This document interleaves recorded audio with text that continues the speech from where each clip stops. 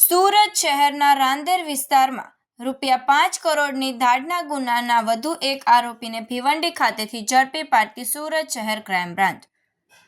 ગઈ તારીખ 20/9/2024ના રોજ ફરિયાદી શ્રી હરીશભાઈ ધનસુખલાલ વાકાવાલા નાઓને માર મારી તેમની 4 વ્હીલ કારમાં મૂકેલ રોકડા ₹5 કરોડ લૂંટી ઇનોવા કારમાં મૂકી ત્યાંથી નાસી જઈ ગુનો કરેલ જે બનાવ સંદર્ભે સુરત શહેર રાંદેર પોલીસ સ્ટેશનમાં ભારતીય ન્યાય સંહિતા BNS એક્ટ 2023ની કલમ 310(2), 311, 140(3), 115(2), 296(b),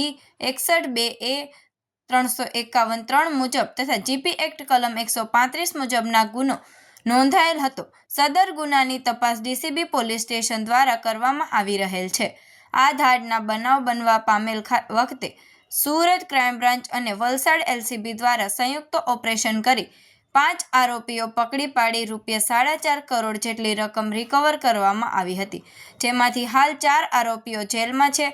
પકડાયેલા 5 આરોપીઓ વિરુદ્ધમાં ચાર્જશીટ કરવામાં આવેલ તથા અન્ય નાસ્તા ફરતા આરોપીઓને ટ્રેસ કરવાની કામગીરી ક્રાઇમ બ્રાન્ચની ટીમ દ્વારા ચાલુ હતી। તે દરમિયાન DGP સાહેબશ્રી દ્વારા અપાયેલ પેરોલ, ફરલો અને નાસ્તા ફરતા આરોપીને પકડવાની ડ્રાઇવ અનુસંધાને અસરકારક કામગીરી કરવા પોલીસ કમિશનર શ્રી સુરત શહેર અને સંયુક્ત પોલીસ કમિશનર શ્રી ક્રાઇમ નાઓની સૂચના અન્વયે